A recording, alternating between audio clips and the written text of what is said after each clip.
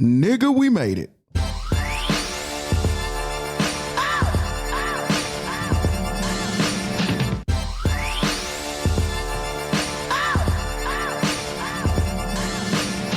Yo, what's good? Welcome back to another episode of the Henny Nights podcast. As always, I'm your host, your brother, Jay White, coming to you live from downtown St. Louis at Kazi Society. If you ever wanted to start your own podcast, Kazi Society is where you need to be. They can help you come up with the format of your show. They can teach you how to use the equipment. Make sure you sound right. If you want to do audio and visual, they got the ring lights and the setup for you to do both of those. They can help you come up with the format of your show. It's enough space for at least 4 guests to be on your show. Everything you need to start your own podcast, Kazi Society has that and more. It also doubles as a co-working space. If you want to launch your own product, your own brand, or you need somewhere to just come and break up the monotony of just working from the crib, you could come down to Kazi Society. There's space for you to do that. You can have meetings here. You can have launches here. Anything you can imagine, you can do that all here at Kazi Society. It is literally a one-stop shop. It's in the heart of downtown St. Louis, 1204 Washington Avenue. That's KAZISOCIETY. Shout out to Jamie. She is the owner of this building, this co-working space. She'll get you right. Most importantly, she's a black woman and she owns it. So that's more than enough reason for you to support. So check that out on all social media platforms. Next, Henny Nights merch. I'm throwing a play, bruh. I'm feeling good, and I'll tell you why in a second. But make sure you hit the link in the show notes to get all Henny Nights merch. Not the Henny Gang jerseys, but any other thing related to Henny Nights. You can get your tees, your crew necks, your hoodies, your mask. All that is located on that Linktree link. Click that. Check it out. Make sure you enter code SUMMER2022 for a discount on Henny Nights merch. I think that is going to run through the 25th of this month. So y'all got more than enough time, bro. Make sure you check that out. Get your Henny Nights merch. And as always, I appreciate the love and support. It really means a lot to me when I see y'all rocking the merch, straight up. So I'm throwing a play on the merch because it is the 100th episode of the Henny Nights podcast.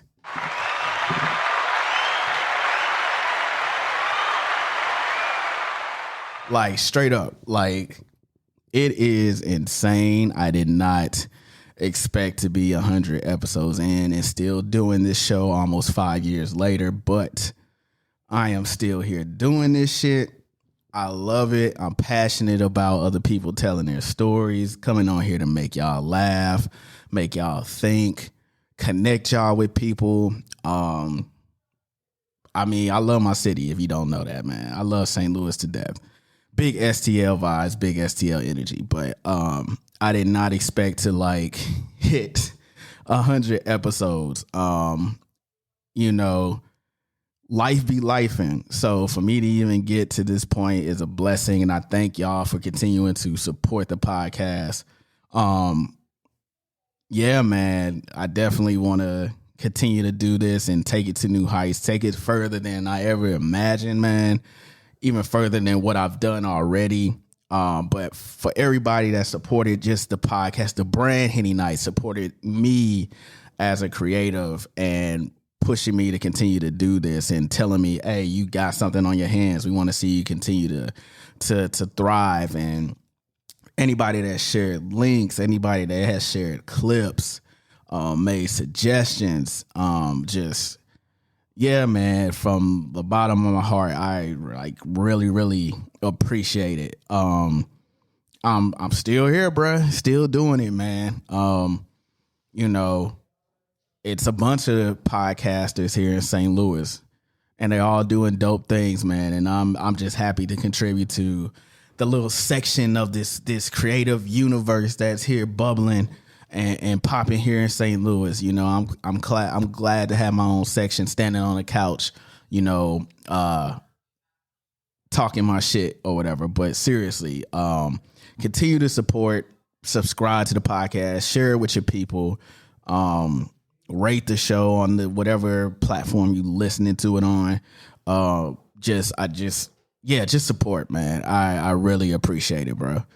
I dead ass appreciate it. It never goes unnoticed, man. So I just want to say thank y'all for just supporting your brother, your boy.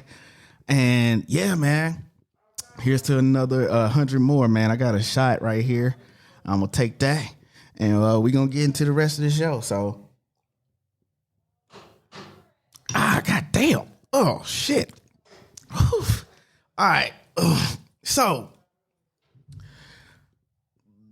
a lot has happened with your boy in the past. It's May now. But, yeah, man. March. Shit, not even March, really. Right around February, a lot of shit started to change. God, the universe, whatever you want to call it, was like, you know what? It's time for a shakeup, bruh. And specifically, the first shakeup I want to talk about is there was an episode I did with AK Brown that y'all should check out. Where literally the day we recorded that episode, the Black Table, shout out to AK Brown. The day we recorded that episode, I literally, about 40 minutes before recording that show, had quote unquote got terminated. My position was terminated from the job that I was at. So I have not been without a fucking job in a long ass motherfucking time. That's one thing about me is I'm gonna get to this bread, bruh. I'm gonna get to this paper. So I have not been without a job since probably I was probably still in undergrad, bro. So this is like maybe 24. And even then, I wasn't out of work that long. I was out of work for maybe like 2-3 weeks. But yeah, man, that my role was terminated, bro. And I'm not gonna go into like a whole bunch of details about that because a nigga had to sign an NDA. I had to sign an NDA when I got released from that job. But the universe be universing, bruh. And I'll tell you why. So I had gotten this position that I was terminated from. I had gotten that position after being with my previous company for almost 5 years, bro. During that 5-year span, I had completed a master's. I started a second master's, multiple raises, did all these accolades, like taking on the duties of the role that I was in was made for 2 people, solely taking on the responsibility of that role. A lot had happened to me in that time span, as we know. Like my girlfriend at the time, Chantel, passed away. We was in the pandemic, the Ponderosa, the zombie apocalypse, the Panamera, whatever you want to call it, bro. A lot of shit was happening at that time, but I was able to power through all that. One thing I pride myself on is like I evaluate every fucking thing. So when it's time for me to make a move, just know, or when you see me make a move or anything of the sort, just know it was calculated, it was thought out, it was planned, and scenarios on how it could go left or right were already thought about. So I was trying to get out the previous job that I was at for almost 5 years, and I was trying to get specifically into my industry that I had studied for, which is essentially communications, strategy, marketing, all that shit. So I had been looking for jobs, and as you know, it's the barrier of entry to get into that specific industry at agencies or just companies in general. You basically got to know somebody or have some type of previous experience through an internship and shit. Me, my nigga, I'm not working for free. So I didn't do that. I paid, I work full time, to pay my bills or whatever, like working for free while I'm going to school full time, working damn near full time. Like, where the fuck was I going to find the time? Even when I was younger, I always like, no nigga, I need a day to myself just to kind of like reset and prep for the fucking week or whatever. So, doors were getting closed in my face. Like, you don't have the experience.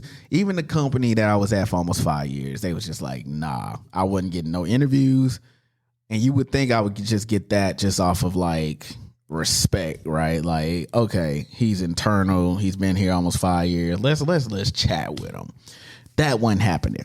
So along came this new gig, and it was, the title was it like industry related, and I jumped on it. It was a pay increase. It had everything I needed, with the exception of a few things like going back in the office to be amongst white jackals. But outside of that, like, pay was good. I'll go in the office 4 days out the week, whatever. It's cool. I didn't fuck with the drive, but you have to bend a little bit. So I bent, accepted the role. The first, I want to say 6, maybe 5.5 months were great. Like, even though like I wasn't entirely sure what I was doing, there was some stuff I was doing here and there, but like, there was never any issue brought to me or whatever. Like, me, how I work in the workspace is like I take my direction from leadership and then I'll run with it or whatever. The problem, which then reared its head, was that leadership don't be knowing what the fuck they be doing. And also, white folks can be mediocre and thoroughly succeed at an accelerated pace and just be mediocre as fuck. But 5.5 months passed. I was there long enough to get a bonus. That felt good. Like, it felt like it was a good relationship. It felt like it was gonna be cool. And then some things started rearing their head around the 6-month mark. Micromanaged.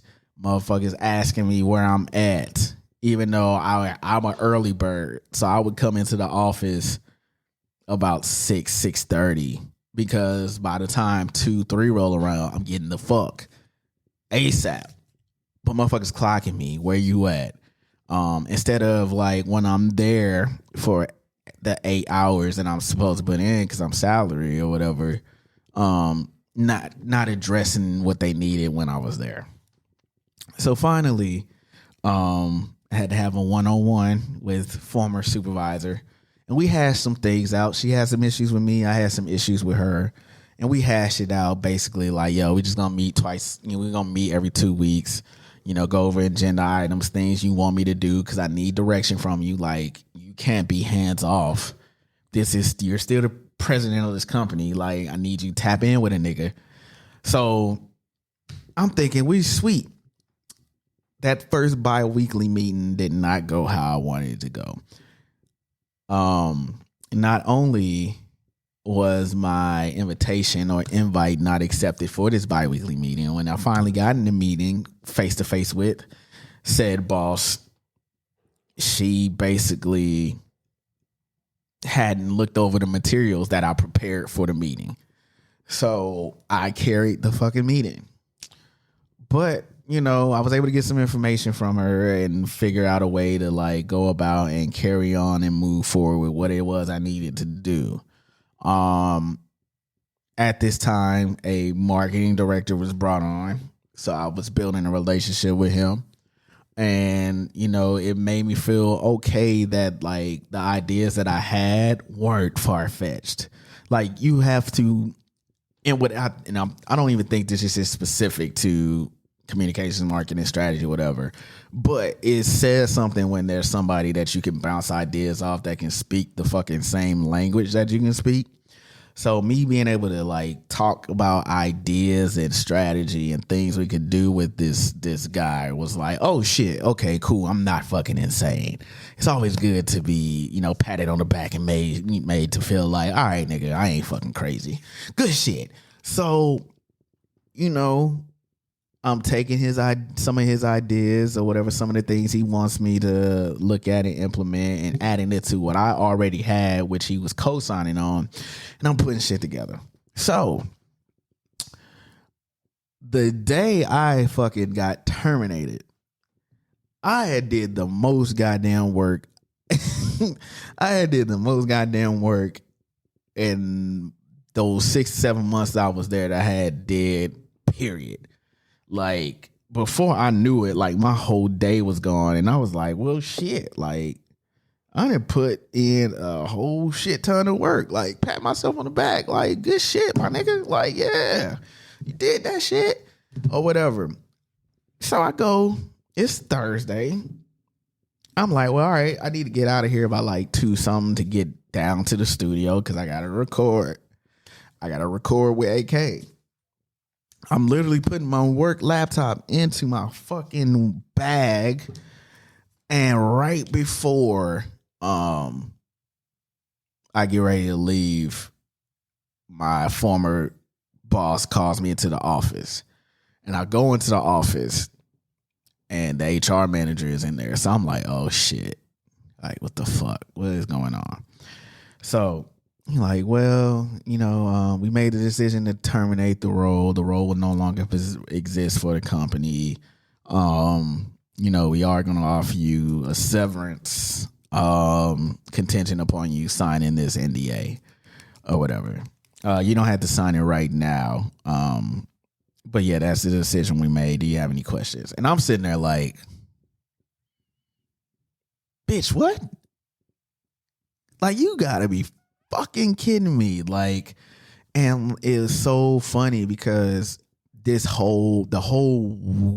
whole week leading up to Thursday, like, something was just telling me, like, I'll call it Spidey sense for all my motherfucking Marvel heads. Spider-Man has this ability, like, when he knows something's finna happen, like some danger is coming his way, his senses go off. And like, literally from Tuesday into like Thursday, my senses were just going off. Like, nigga, something is finna fucking happen. I don't know what, but something ain't right. And sure enough, in this drop, I'm like, ha, okay, that's what the fuck it was. So, I didn't say shit to anybody.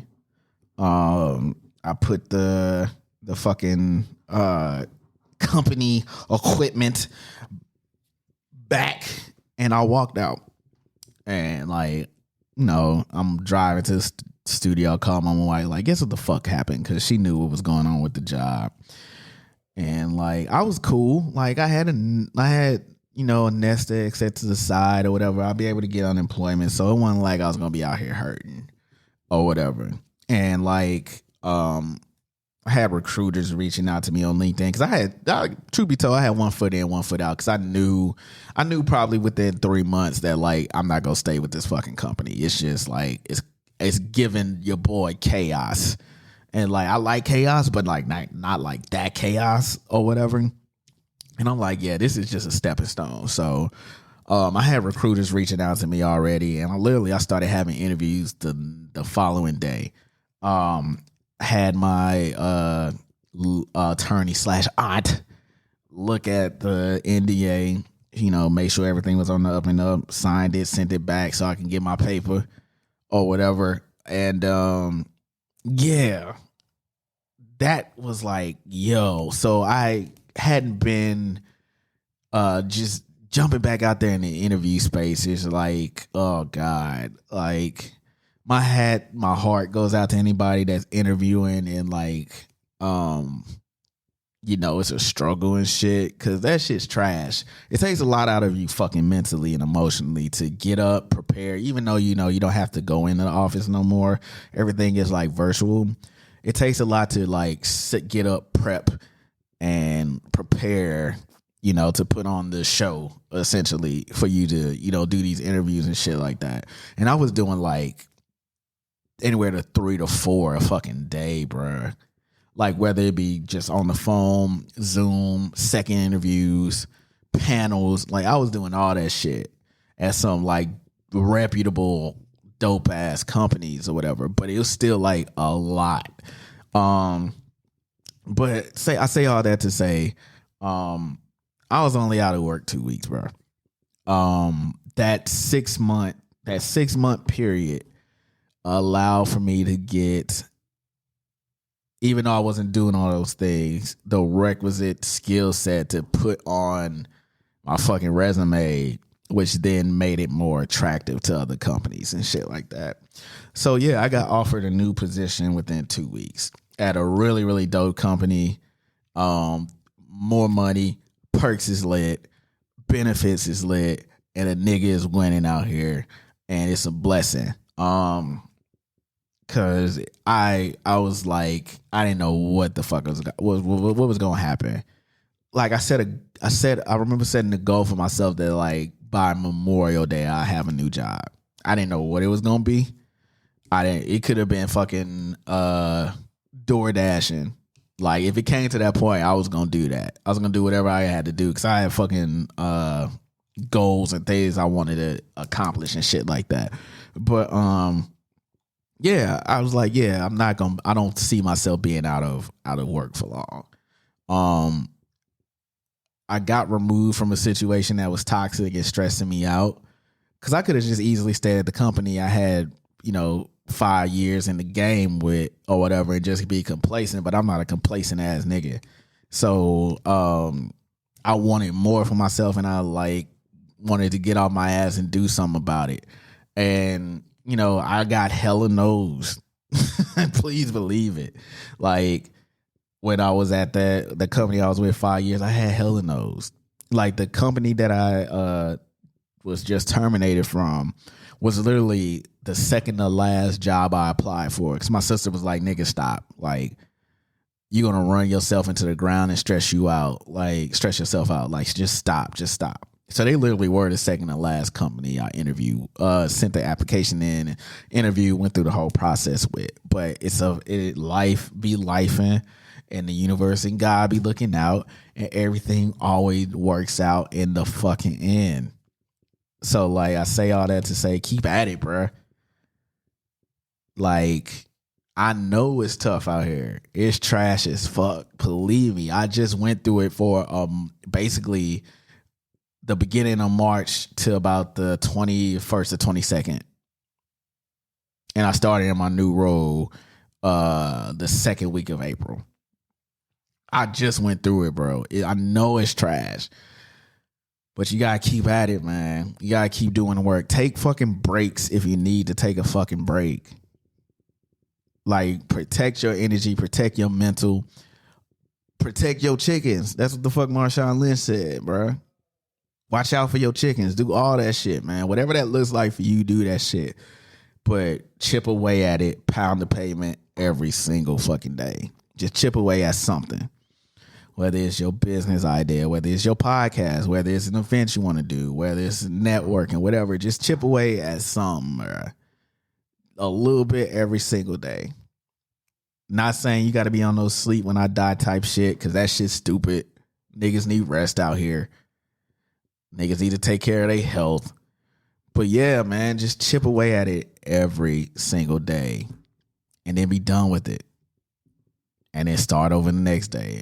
So every day is a new chance. But yeah, I know it's trash, bro. And white folks, man, mediocrity, bro. The mediocrity be mediocre. Like dead ass, bro. Like just incompetent and, just blah. Just blah, bro. Just motherfuckers just be blah when it comes to certain shit, man. They get away with that. So yeah, man. Keep your head up. It's gonna be lit out here. So a nigga just got back from Dallas. Shout out to E. Clay. Had him on the show before. But yeah, nigga went to Dallas last week. And nothing like a subtle reminder of you being old, nigga. Like we went out every night we was there. And like when I got home Monday, my motherfucking body felt all of that shit. Like I popped the edible. I got home Monday, popped the edible, and like I nodded off around like 2:30, 3 p.m. And then I didn't wake back up till 8 p.m. And then by that day, I'm like, well, shit, the day over. So I went back to sleep. And then wake back up to like 2 in the morning. But Dallas was love, man. I really, really fuck with Dallas, bro. I went to Dallas a year ago, around this time last year. And it's crazy, just like the development shit, like or where they were at a year ago, where they are now. Hella dope. But yeah, nigga, we went out every single night, and like, nigga, I may or may not, well, ain't no may or may not, nigga, I made that nigga field drive, horny man field drive, when I was too tired to drive, nigga, so I could nap in the car and then wake up when we got to the next spot and then kick it some more. I ain't no shame in my game, bro. That's what the fuck happens when you don't get that fucking midday nap in. Like, because everywhere you drive is like, depending on where, it's like 30 minutes this way, 30 minutes that way. And Texas and Dallas is so goddamn big, bro.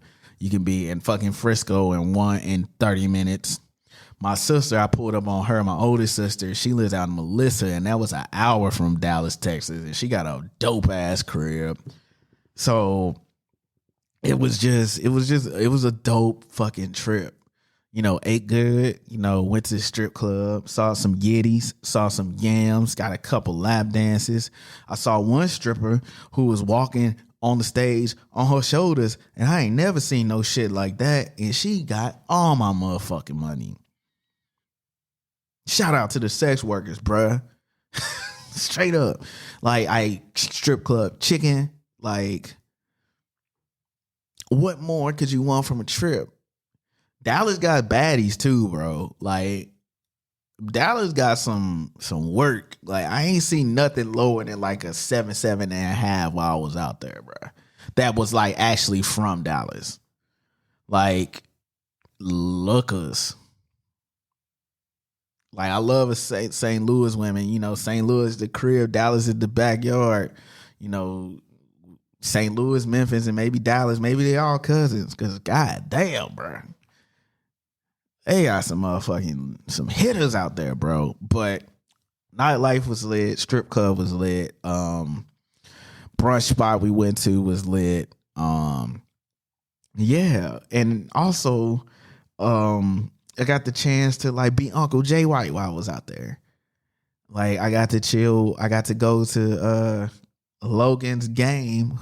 Elliot and Morgan's daughter, Logan, got to go to her soccer game. And I already know what type of parent I'm gonna be. I'm gonna be a parent that likes violence. Cause I was telling them kids, put the opposing team kids in the motherfucking dirt. And it was all supposed to be friendly competition. And I wanted all the smoke. I wanted to see them kids. They was playing soccer. I wanted to see ankles get taken out from them. I wanted to see them run into each other. Like, I wanted all that shit. So I'm already seeing what type of fucking parent I'm gonna be. Like, the ultra competitive parent dapping these kids up like, yeah, nigga, get that work. Like, you see how John Morant daddy is. You see how Lonzo and Melo Ball's dad is. Like, yeah, it's going to be along those lines, bro. Like, yeah, talking cash shit at my kids' fucking track meet or swim meet or gymnastics meet with Henny and my goddamn flask lit and Nike Tech. I want all that shit. I want all that smoke. But Yeah, man. While it was crazy because while we was at the game or whatever, I was talking to, Yara, cute Yara or whatever, his daughter, his youngest right now, with Morgan and Elliot expecting one more on the way or whatever. And while I was sitting there on the field, I had a moment where I was like, yo, like, this is what it's really all about right here, bro. Like family. Like, this is what niggas is striving for. Like, this is the goal right here, man. Having all of us together with our kids, having a ball, being family, bro. And I'm like, damn, like, because like when you younger, like I've been friends with these niggas for like almost it might be 20 years now. But like seeing where niggas came from to where niggas is at and still being like super close, and niggas is starting families and niggas is well off into their careers, and just watching niggas flourish, it was just like, yeah, nigga, this is what it's about, bro. Like, this is what I want, because I definitely want to be married, and I definitely want, and it was it's crazy because I saw this on social media, like, do men even still want? Yes, I want all that. I want to be married. I want to be a husband. I want to be one of the husbands where his wife go, let me ask my husband type shit. like dead ass. Let me ask my husband. Having family. I want kids. The most I want is 3. But if I could only get 1, I'll take that, But I was just like, damn, it was a nice ass day. We was out there just chilling, eating snacks, watching soccer, kids play soccer, and it was just like, yeah, this is lit, bro. This is fire. And like, yeah, it was just like, I could see all of us like having that.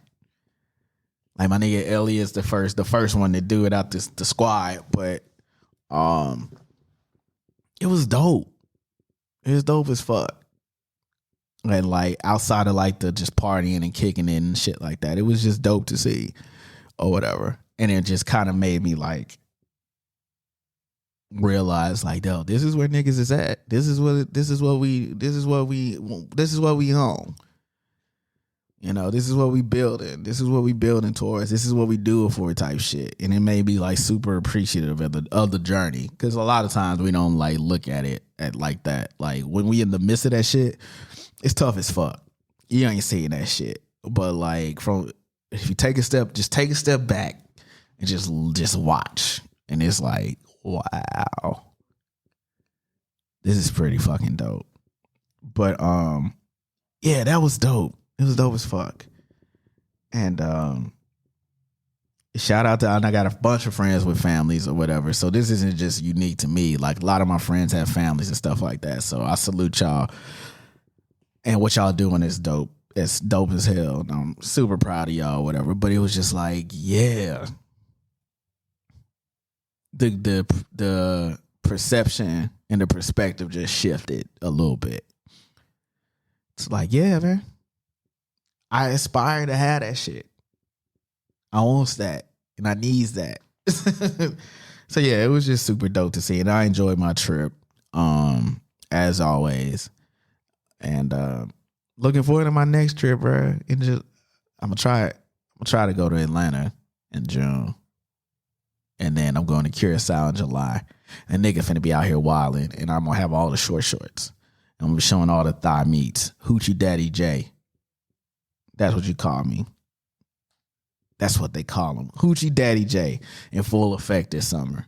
Straight up. So but next I'm gonna do an AMA, Ask Me Anything. So I put it out on social media to like I'm doing my 100th episode, and ask me a question. Ask me something you wanted to ask me or been wanting to ask me type shit. So I haven't seen these questions yet. I had somebody get the questions, write them down for me. And my first time I wanted to see them would be here recording and shit. So I always enjoy this shit because I don't really do like mailbags and nothing like that. Maybe I should do a mailbag. I don't know. Maybe I will. Maybe I'll try to set up a mailbag and see if niggas fuck with it. But yeah, I like when niggas ask me questions. And I like solo episodes because I just get to talk my shit or whatever. Instead of being on the other side, like steering the conversation and shit. But yeah, we doing that AMA. Ask me anything. So these are my first time seeing these questions here. So let's see what the fuck y'all was asking me. All right. Question 1. What made you start the podcast? Okay, cool. So I feel like I answer this question every few like anniversary episodes or whatever, every maybe 25 episodes, something like that. But so what made me start the podcast? So I like podcasts in general. When I was working, actually my first job in marketing and communications, like I didn't do shit but sit at a desk all day. So I didn't want to listen to music all day because I listened to a lot of music like driving into work and at home. So I stumbled across well, for one, shout out to Brandon, my partner B. He had a podcast that I listened to, and he even helped he even helped me, Phil, Devin, and Elliot try to start our own podcast, and that shit went left. But or gave us the opportunity to like record using his equipment or whatever, and it was just difficult. But I had done like internet radio before. Like I did it I did a couple of shows at UMSL because I had some friends that had a show at UMSL, so I did some like guest spots there. Mars had a radio show at Webster, so I would pop in there. We would do the show. So I had experience doing that already. And then I did an internet show called Triple R Radio. Shout out to Rex and Ace. We did that for a while. And so I had like the experience and the kind of like the ins and outs of it or whatever. And then I stumbled across Partner B podcast, Jenkins and Jones, Brilliant Idiots, tax season. What else? I feel like I'm forgetting The Read. I think I said Brilliant Idiots already. Friend Zone. It's just a variety of different podcasts. And I was like, oh shit. So like there's a space for that. Like you can come back and listen to this shit. Okay, cool. So that's what kind of got the wheels started to turn. And I've always been a creative in some aspect, shape, or form, whether it be the Bachelor's brand, events, blogging, content creation, all that. What else? Art, music, Rude Boys. What else? Just always some type of content creator type situation. So I was like, okay. I had kind of stopped doing all that for a while, and like I was just like cool with just kind of being like a 9-to-5er, which is nothing wrong with that. But something in me was just like, bro, like I think you could do something else. And then the podcast thing kind of started spinning, and then did a trial run with the homies. It didn't go too well. Then it was back to the drawing board. But something was just like continuing to call me, like, hey, like, figure this podcast shit out. And then what finally clicked for me was Jenkins and Jones did a playoff review on this app called Bumpers. And the shows were only like anywhere from like 8 to like 15 minutes long. And up until that point, I had only been listening to podcasts that were like over an hour to 2 hours. So I was like, oh shit, like, you mean to tell me that like you can do a podcast that is only like 8 to 15 minutes long? I can do 8 to 15 fucking minutes, bro. Like, whether, I don't know what it's going to be about, but I can do that. So that's what really started to get it turned in. And then I'm like, I'll never forget, we was going into a day party. This is 2017. Me and Phil was going into a day party. And I'm drunk. I'm feeling good. I had a new job at that point. I was in grad school. Like, shit was just lit for me at this time. And I'm just like, I'm going to top it all off. You know what, bro? I'm going to fucking start a podcast. And I'm going to name it after the shit I like to drink. I'm going to call it Henny Nights, on some, like, late night with David Letterman type shit. Like, but, like, St. Louis and black as fuck. And we're going to be telling our stories. And, like, it's just going to be lit. And like the first episode I'm gonna talk about how trash it was when I lost my virginity, because I'm gonna make fun of myself, and that's gonna get niggas to listen. And he was just like, fuck it, that sound lit. So once I put it out there, I'm like, all right, I gotta do it. So I hit up the homie Rail Brody, artist in St. Louis, really, really dope. And I was like, yo, can you make me a logo based off this picture? It's for a podcast. This is the podcast name. It's called Henny Nights. This is kind of the concept, blah, blah, blah. He's like, cool, I'll get back to you when it's done. So I put the money towards it then. So, like, now I got a logo, and now I got to do something with this logo. So, oh, shit. Needless to say, I recorded the first, I think, 2 to 3 episodes and got the logo back, uploaded everything up to Apple Podcasts, and the rest, 100 goddamn episodes later, here we are. So that's what made me start.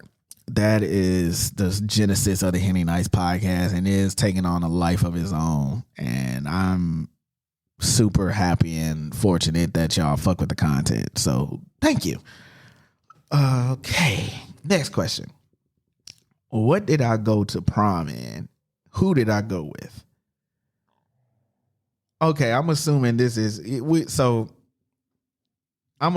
question is based off like the like it's prom season or was prom season or whatever, and like there was a prom picture that went viral that like showed dudes standing on the girl's dress and they were holding like AKs and shit, like, or whatever, Dracos or whatever.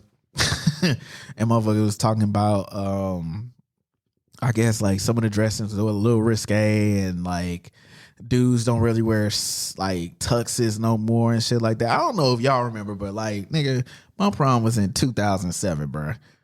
Them big ass tuxes we got from what was it called? Savvy. Them shits was trash as fuck, bro. So like a lot of people talking about, so we don't wear suits no more to prom. Like, I saw a lot of good suits. Just get them tailored and make sure you cut the label off the sleeves and shit like that. But they look solid to me. They look solid to me. The tuxedos we was wearing back then, nigga, them shits are trash, nigga. I wore tux, but my color I wanted to go, it was like an emerald green, I think. Yeah, it was like an emerald green. The vest was like a white shirt, emerald green tie, emerald green vest. But the fucking tuxedo itself was big as shit, bro. Like, you kind of can get it tailored a little bit, but it was like blah, like or whatever. Like the way they dress now is 10 times better than how we dressed back then. Now I don't know where they getting this bread from. Put me in the game coach or whatever, because they wearing red bottoms and Gucci, Louis, and some more shit. But I don't think they look that bad.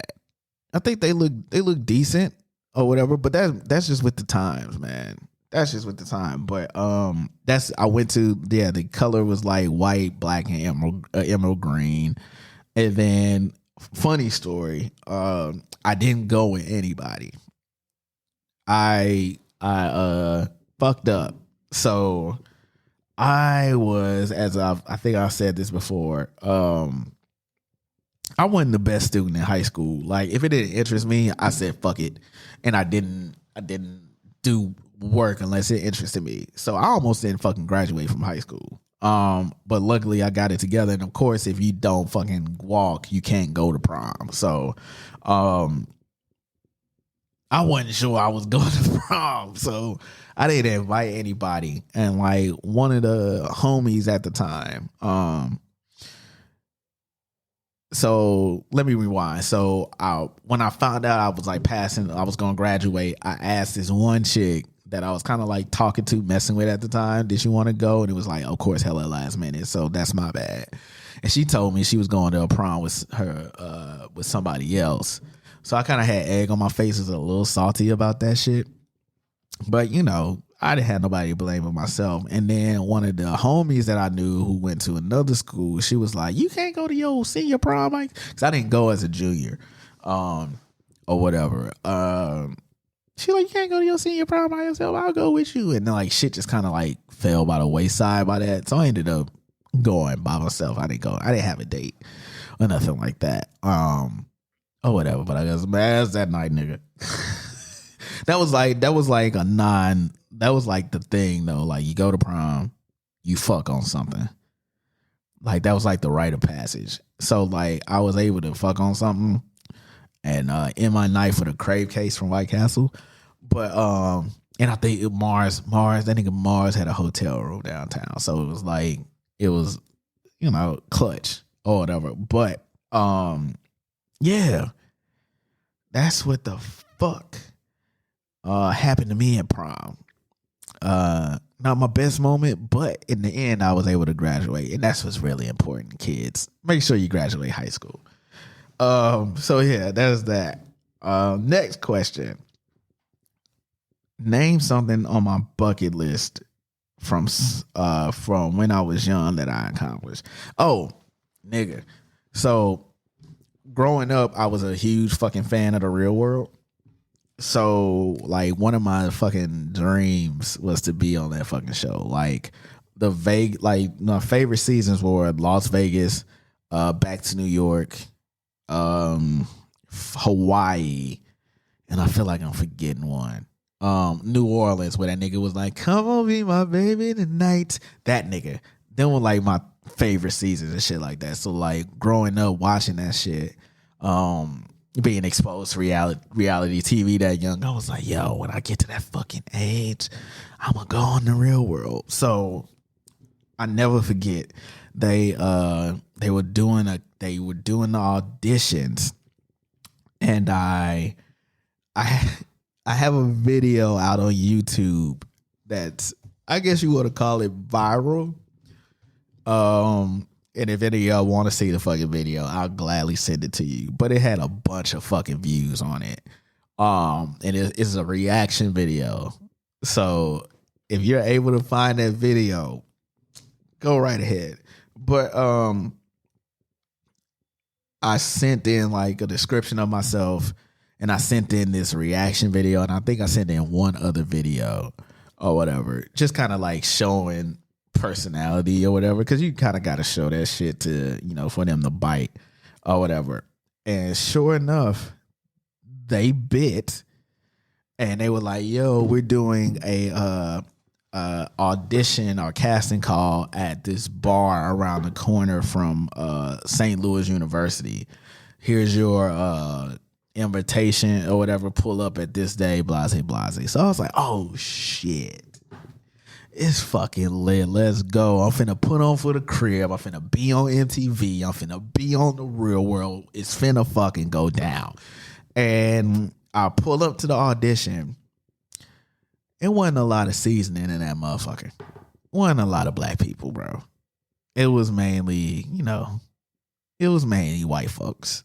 And on top of that, the audition, it wasn't like one-on-one. It was a fucking panel interview or whatever. So I'm like one of two black people at this table full of white people who are everywhere from straight to to gay to bi to white men, white women, goth chicks, goth men, bros, just like the whole gamut of white jackals or whatever. And he asked me, like the cat, like I guess the producer or whatever, asked me a question. I was wearing a Colorado Rockies hat, and back then, oh, they still do this shit now. We used to keep the stickers on our hat for some reason. There wasn't really a reason for it. But he asked me why I still had the sticker on my hat, and I think I said something like, some dumb shit like I used to remember my hat size or some goofy ass shit. They all like laughed and shit like that. But needless to say, I didn't make it past that round. I don't think I was you can't show a lot of, you have to be like over the top at a table of like 15 motherfuckers in order for you to stand out. And like, I've never been that type of person, like the loudest motherfucker at the table. That's just not my personality or whatever. You get a better idea of who I am, one-on-one in smaller settings, but it has never been my thing to like show my ass like that. So I made it to a real world casting call. Now, if they came calling now, I don't even think it's the real world, like the homecomings are like the big things now, like where they bring the old cast back and put them all together now. I don't even think they do like new seasons with that shit now, because like all they play on MTV now is fucking Ridiculousness and Teen Mom. Like Rob Dyrdek runs that fucking network, bro. So, I mean, if I wanted to be on all that shit, I wanted to be on Road Rules too. Where they travel to like city to city or college to college. I can't remember exactly what it was, and do like challenges and shit like that. I wanted to be on either one of those or whatever. I wanted to go to Spring Bling and the MTV Spring Break. They had a winter break one. I wanted to do all that shit. None of that shit fucking exists now, bruh. Like, I mean, you still can go to Spring Break and shit like that. Like, that still exists. But I wanted to specifically go to like the MTV joints and the BET joints. And none of that shit exists anymore, which makes me, it's kind of fucked up, bro. Like, a lot of shit we had growing up, like that shit no longer exists. And it's fucking crazy to me. But yeah, that's something on my bucket list from back then that I wanted to accomplish. So, all right. Next question. How have you maintained your friendships for so long? That's a good ass question, bro. Fuck it. Being honest. I guess you gonna say being honest with each other, bro. Like, having fucking disagreements about shit and like not taking it personal. We all have different personality types. And it's so crazy that you bring this up, because it's also thought about this on the Dallas, when I went to Dallas last week, is that like everybody's at different points in their lives, bro. And like it can be very, very dope, and it can also suck too. Because like if you really give a fuck about your friends or whatever, you want to be around them all the fucking time. Like, you want to see them thrive, but you want to be able to be a part of that. Like, you want to be around that and shit like that. And like, we're all for the most part spread out, not that far. I mean, Dallas is the furthest, but like, it's like, damn, sometimes you like sit up and look like, damn, like I miss my niggas. I miss my friends. Like I miss kicking it with my friends how we used to and shit like that. But then realizing that like everybody's on their own individual paths and doing really, really dope shit or whatever. So it's never been like jealousy or anything like that. And not to say we haven't had like spats and shit like that or whatever, disagreements. Like, niggas have had straight up disagreements, bro. Like, all of us like are smart, so you know, conversations and things can get heated and shit like that. But it was never on no shit that was like attack your character type shit or tear you down type shit or whatever. But yeah, they just allow motherfuckers to grow and be themselves, bro. We never tried to like we just always marched to our own beat and did what the fuck we wanted to do. So niggas is into different shit. We would just introduce it to the group. And if it ain't for you, it ain't for you. And if you fuck with it, you fuck with it type shit. But yeah, it just comes from like seeing motherfuckers want to flourish and seeing motherfuckers wanting to genuinely fucking win, bruh. Like that's where a lot of it stems from. Like I want to see everybody that I consider in my circle or my friend. I want to see y'all motherfuckers win. So, and also like speak, if you got an issue with somebody, speak up. It could be as simple as a misunderstanding or like, yeah, it doesn't, it doesn't, I hate people that avoid conflict for the sake of making themselves feel safe or whatever, but it really be eating them alive type shit. Like, nah, confront that shit. Like, speak the fuck up. Like, say what's on your mind. Like, don't duck that shit because it's only gonna tear you the fuck up inside. Because you're going to harbor some shit or let some shit fester that can easily be squashed or whatever. So, yeah, it's just being open and honest, bruh. I tell my niggas all the time, I love them. We all tell each other we love them all the time and shit like that. Love each other all the time. All the fucking time. So not on no like drunk shit either. And that has happened too. But like, yeah, bro, like it's cool to love your niggas. It's cool to love your friends, bruh. It's cool to want to see them flourish. So, yeah, we just want to win. We want to see each other win.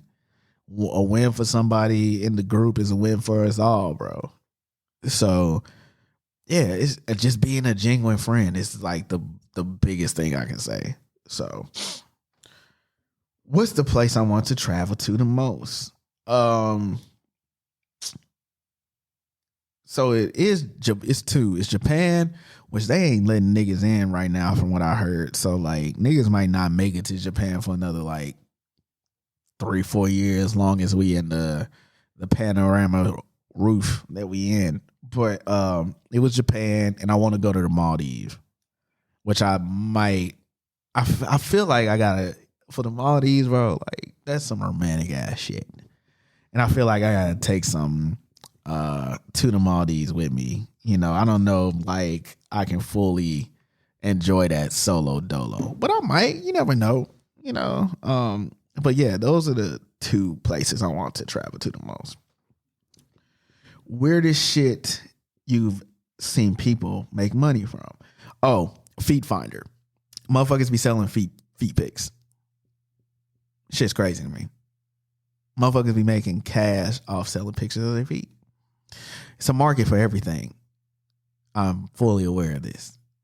But like that's still like crazy. Like just feet. Cause feet be ugly as fuck, bro. Like I think I have decent looking feet for a guy. But yeah, make a feet. And it wasn't just like women, you know, the pretty toes, the white toes, the teal toes, the like, yeah, women be having pretty feet and shit. But like, no, it's like motherfucking dudes making money off feet pics. And I'm just like, yo, you selling your feet pic to Byron. Byron is getting all to your masculine ass feet, bro. Shit's crazy. But it's a market for everything. And like, hey, get your money. Cause like these little niche fetishes motherfuckers be having and shit, niggas be cashing them the fuck out. So if you like it, I love it. So yeah. Thoughts on Bud Light Becky rapping Vine and Lil Durk. I want us to stop the cookout talk. I'm over the cookout talk. Please stop it. I don't want to hear it no more. Like it's cool. She knows the verse. I mean, TikTok makes songs popular. I don't even know if that song was a popular TikTok song, but like, okay, cool. That's what's up. But like, motherfuckers, like, she's invited to, like, bro, stop. Like, we not doing that. That shit's cookout's no longer a cookout. It's a picnic with nasty ass potato salad. So let's stop. Let's stop doing that, bro. But I mean, it's cool. I ain't gonna be that much of a hater. I'm like, oh, that's what's up. She know that shit. That's what's up. But like, motherfuckers just got to do too much. Too fucking much, man. So relax. And then I think they just brought up a tweet of her saying nigger. So, yep. There goes that. Another one of you white jackal lovers. Let it go or whatever. It's a wrap. That lasted all of like 2 days. So I don't think nothing of it. It is what it is. But like, stop with that cookout shit, bro. That shit is annoying. Most toxic thing I've ever done. Ooh. I'm not an overly toxic ass nigga. So like, my level of toxic is like saying inappropriate shit to you at a family dinner, or saying inappropriate shit to you in the club, or saying nasty, inappropriate, filthy ass shit so that it's lit in the car ride and that it's lit when we get back to the crib. I'm just gonna talk that shit to you. I'm not an overly toxic person like Future level toxic. It's like, I'm gonna make love to you and cry on your shoulder type toxic. Like, that's not me.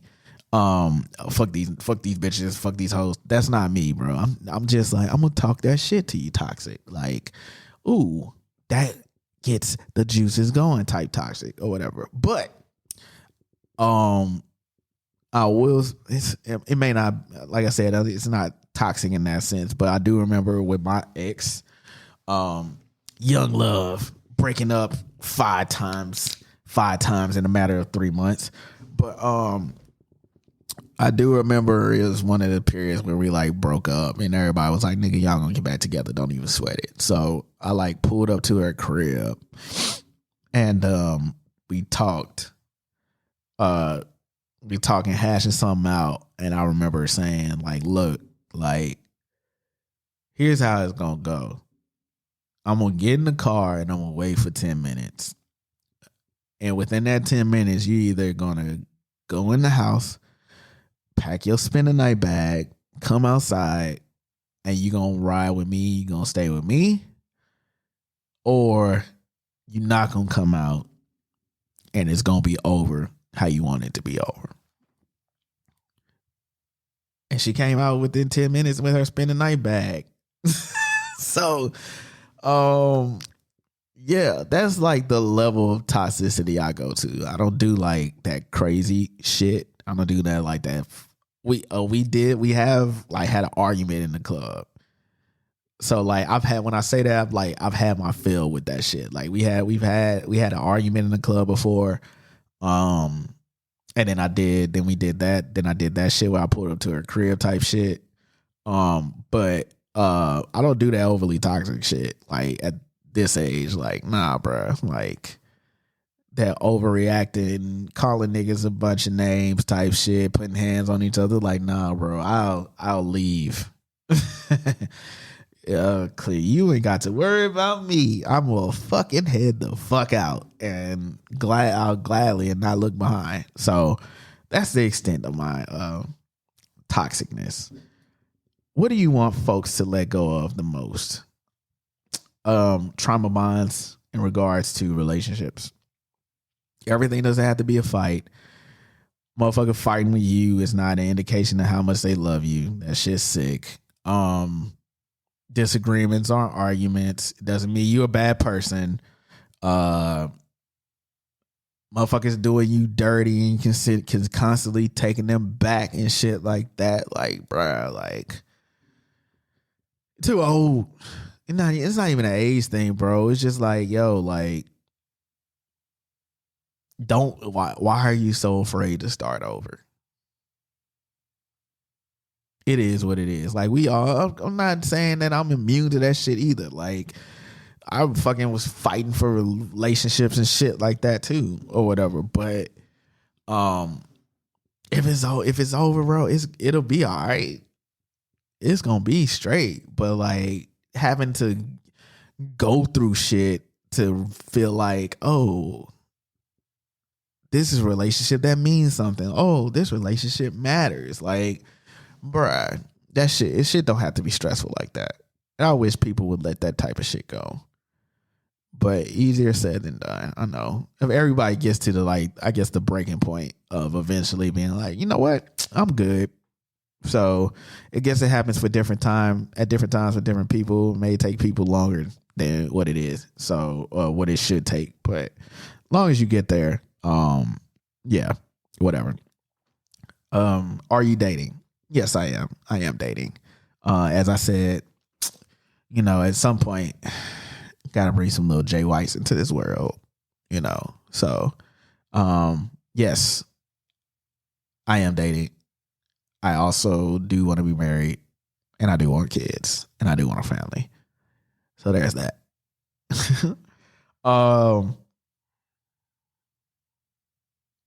What would you do if a chick told you to arch your back during sex?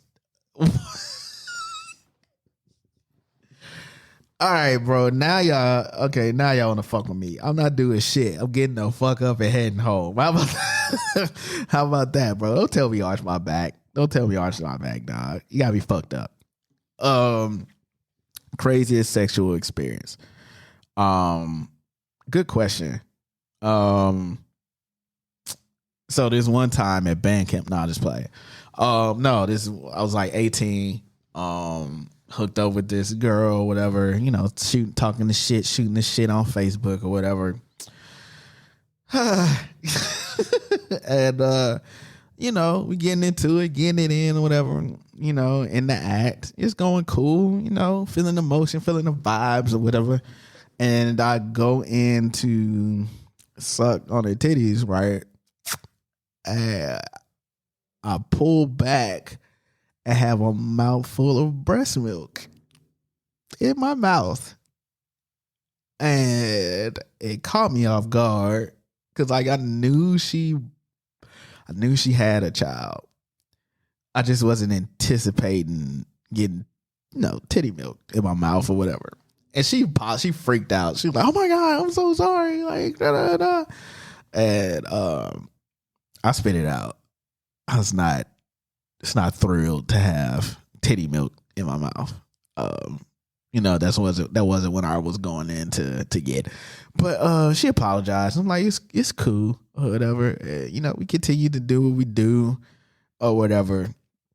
And yeah. That was that. That's up there. Like that's burned into the brain. Having unwanted titty milk in my mouth. But, women be moms out here. Women be having kids out here, bruh. So, mama gotta have a life too. So, yeah, that's one of them. Just wasn't anticipating having titty milk in my mouth. Put it that way. Next question. What are you proudest of that you accomplished because of the show? Continuing to stick with it and do it for this period of time. Like it was just an idea, literally. And here we are.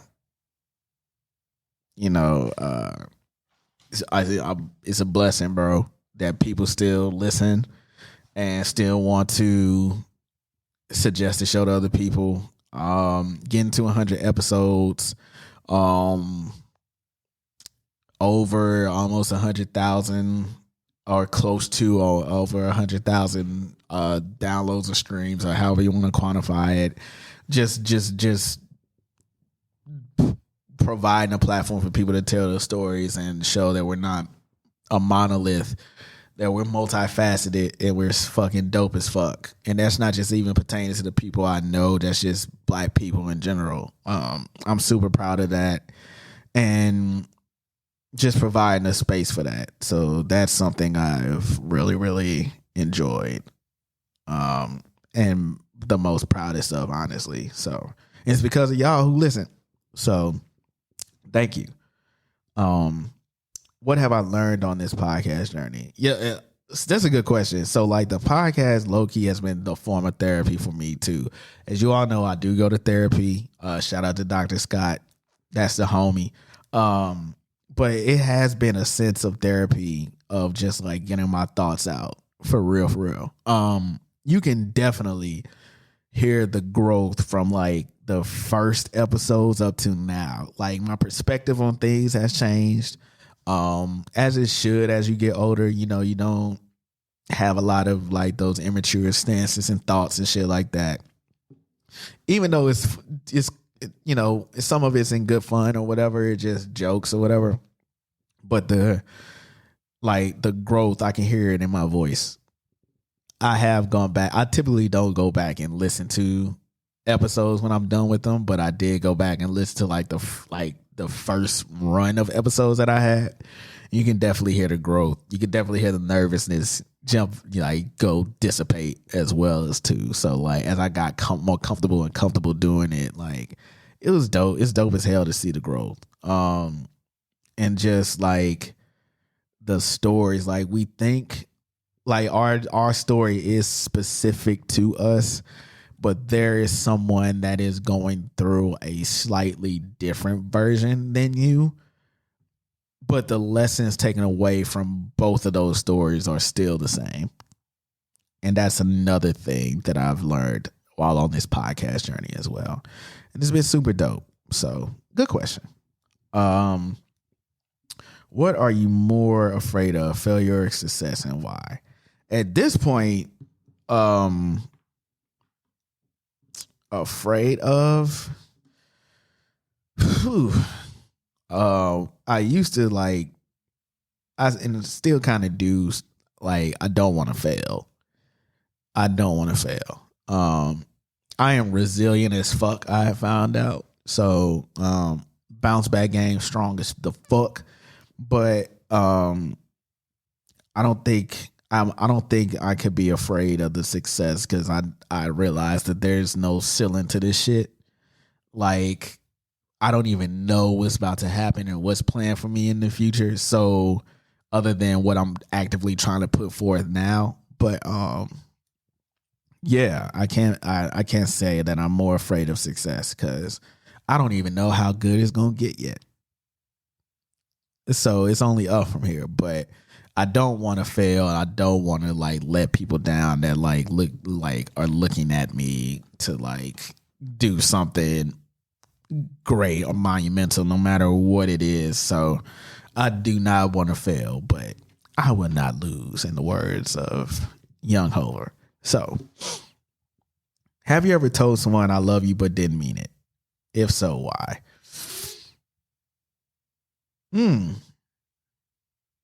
I don't think so. I think I may have said it and been pissed at the person. Like been straight up pissed, overly upset at the person. And what may have not felt it at that time. But, you know, feelings change and things like that. But yeah, I don't say that lightly. Like words be mean and shit, bro. I want people to understand that. So I'm not just gonna throw out I love you to somebody and I don't mean it. Like if I say I love you, like my nigga, I'll go to bat for you. I'll go to war for you. What we trying to do, what you need. I try to help you in any way. So I don't throw that out there likely. So no, I haven't in that context. Now, have I probably been pissed when I said it? It probably didn't feel like that at the time. Yeah, I have. But you know, like I said, feelings change. Would you get your name tattooed on yourself? Absolutely not. I'm not that vain. If I could find a way to get a painless tattoo, I would have like maybe 3 or 4 tattoos on me right now. But them shits hurt. So I'm good. I'm all the way good. But yeah, I want like my wife's or the woman I'm dating's lips tatted on me. Like maybe I don't know, maybe a neck tat, like some ratchet shit like that, like a neck tat or chest tat or some shit like that. But yeah, my name on myself, I'm good. Not happening. We cool. Last question, bruh. What do you want people to get out of this? It's kind of similar to what I said earlier. We're not monolithic, bruh. We are multifaceted and such dope individuals. And I think the sooner everybody gets on board in regards to like we all need to be elevating each other, it'll be lit. We be good. But yeah, I want people to look at the podcast and be like, I can do that. Oh, I pulled this from that. I can see myself in that. Taking a chance on yourself. Doing something just because you like to do it, no matter whether it's like it pops off or makes you popular or gets you endorsements and gets you brand deals and gets you all of these things. Do shit because you love to do it. It's why I continue to do this, because I love talking to people. I love to get their stories. I love doing this. So be passionate about it. Passionate about something.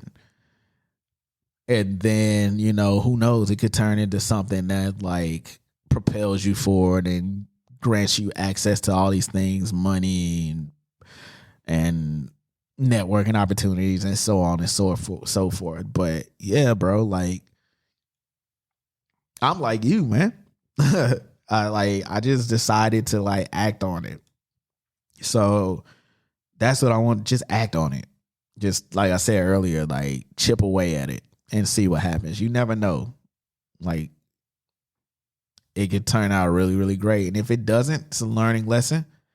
And who's to say you won't find something else you're passionate about? Maybe you just revamp it, you rework it, and come back with it again. So what?